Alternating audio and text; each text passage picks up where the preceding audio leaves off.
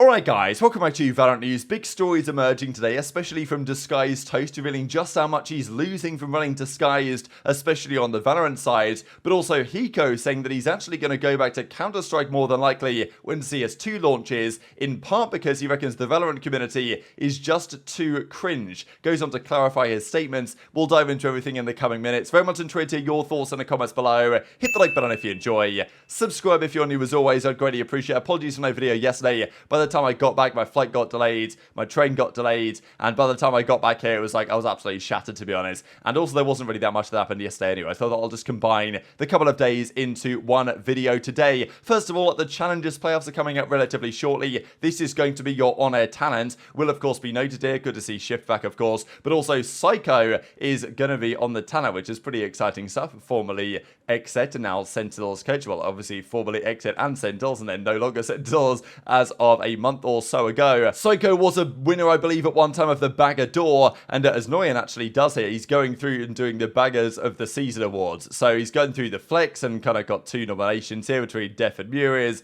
Deph's obviously going to take this one down, and over the coming days and weeks, I imagine there's going to be an official, like a full team Bagger Door award of the entire season, which is going to be quite interesting to see. Now, let's dive into this Disguise situation, but it has some relations to this point as well. This is obviously related to Valorant in part because Riot also run the Valorant scene. I don't follow League of Legends particularly closely, but I've seen lots of talk about this over the last few days. My understanding is that League of Legends effectively changed the rules, especially in the North American side, to say, hey, the teams no longer have to field an academy, a challengers roster if you don't want to. The teams and the players and everything, they weren't happy with this, and as they've got like a players union thing going on over there, they decided to say, you know what, like, we're not going to play, we're going to protest this decision and therefore not play. As it's bad for the teams, the ecosystem, and this type of stuff in general. Now, you'd have thought that they created a players union, right? And you'd think as a players association having been created that they would have some power with the developers. But no, Riot have said, actually, we don't care. We're going to call your bluff. And look, if you don't comply and compete, we're just going to cancel the season. Unlucky. There's no NA teams at Worlds. So, unlucky, lads. If you want to play, sure. If not, then we're just going to... I think they even lifted the rules to say that you've got to be at a certain level to even play. So,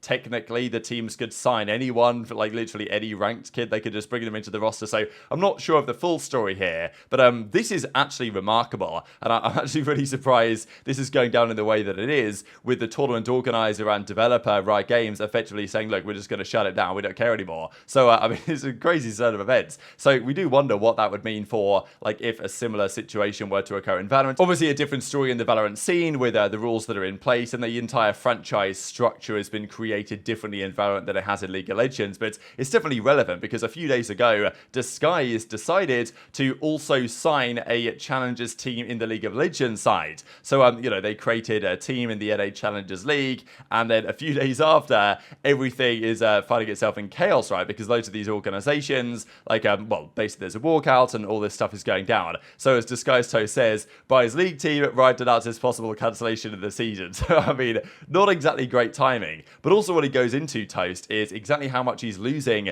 from these operations. This is across Valorant and also, I guess, across League of Legends as well. And because I suppose a lot of those first salaries in League are going to be spent going into June, which is potentially where we're going to see the bulk of the increase in the expenditure. But I thought it was really interesting to see this. So anyway, this is the total 2023 budget here for Disguised LLC, starting with the net operating income, which is a loss, and then the general and administrative expenses, which then also total up and kind of will increase over time. Well, it depends actually on the month, but yeah, and then of course you've got the total net loss, which totals out in June and expected over 100,000 to be lost just that month. Pretty much similar across the other months as well. In November, expecting that to be a big month in the red as well, and the total of the year from 2023 January to December is expected to be a total net operating or net income loss of basically $1 million.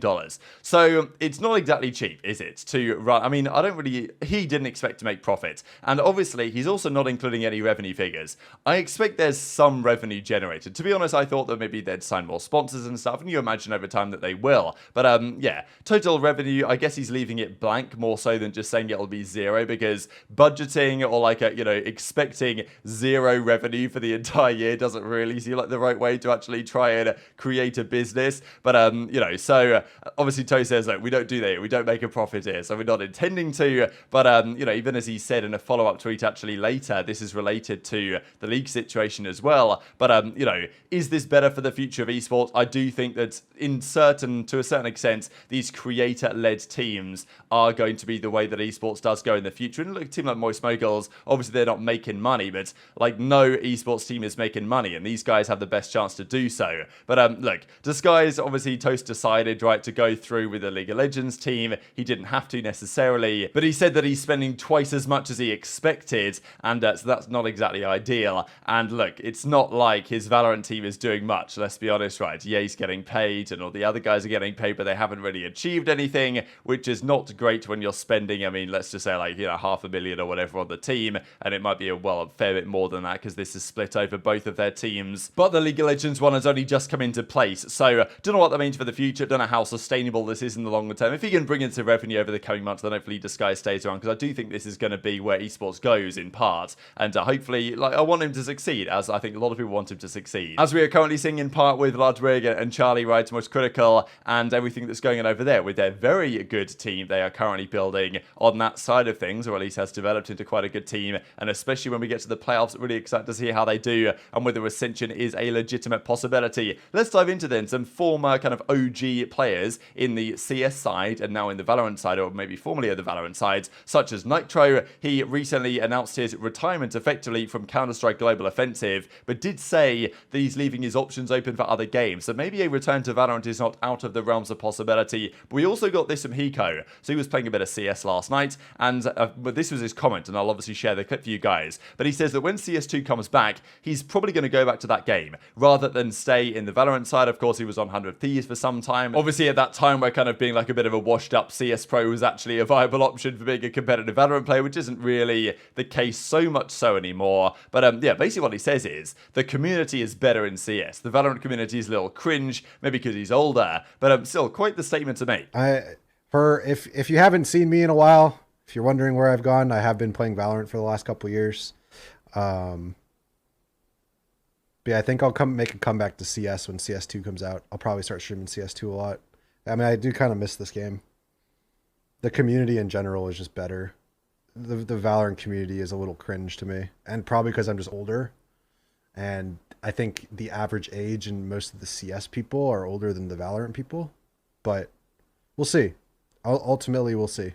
I don't know what's about to happen, but so there was lots of reaction to this. Some people were like, yeah, that's fair enough. Some people were like, oh wow, this is so like offensive, and like we get this game gave so much to him and all this type of stuff. You know how it goes. So anyway, Hiko actually gives some clarity and says, I was referring mostly to the Immortal Radiant ranked clown fiesta that all of the streamers also complain about. In no way am I criticizing my own community or fans. CS also had growing pains, and of course, like yeah, if you want to be a player or a streamer, you can't really just say your community is trash, which he isn't doing. But yeah, I understand why he's come up with a bit of a clarification statement. We all know how bad CSGO MM is and always has been. Face it, ESEA came in and made it better, but it's obviously not great necessarily on the Counter-Strike side as well. When I said the community in Valorant is a bit cringe, I wasn't referring to the content creators either. Everyone has their own unique style of content. I'm thinking more about the Instalock duelist one tricks to just run it down, not trying to win, communicate, don't care. Maybe I'm jaded from being a pro and expect a lot from people who are similar rank to mine, but it seems counterintuitive to have a ranked mode that people don't take seriously. I see this has turned into a Valorant versus CS debate.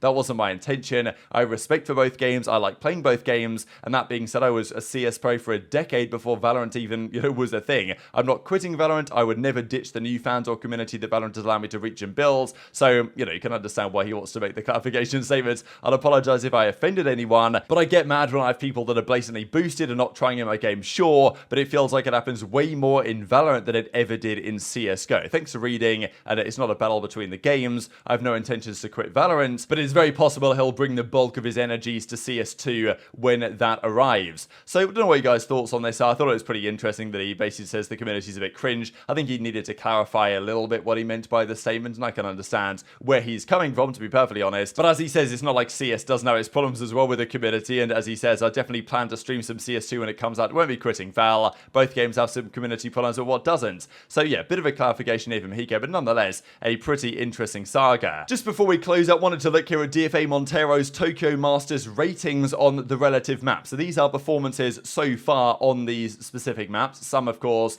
teams love these maps, some do not. And it's quite nice that you won't just see Fnatic topping all the lists here. So Ascent, best team in the world technically, is Loud based on the ELO ratings on their performance on this map. Then you get to Na'Vi, Liquid, Fnatic, etc. The overall ratings, of course, go to Fnatic, then PaperX, then DRX, then Loud, and, you know, then we go down from there. But on these specific maps, you'll see the following. So Ascent is Loud's, Split is DRX's by quite some margin as well. You then find Fracture EG have the best recent rating on Fracture, which is kind of incredible. Lotus, it's Fnatic by a very long way, which is pretty remarkable, actually. PaperX on Binds, then NRG, then Loud, then Fnatic. So kind of, well, expected to see NRG up here, but pretty interesting to see. Like, this does actually check out in reality, right? Because we know NRG are good at this map, as are the other teams they play on it, such as Loud, such as PaperX. So, you know, obviously makes sense that this is what we see. And these are the final card of maps here. So Pearl is Na'Vi's, is their best, apparently. Obviously, we see quite a lot of it played in the Americas, not so much elsewhere. And then Fnatic on Haven. So pretty interesting, actually, analysis that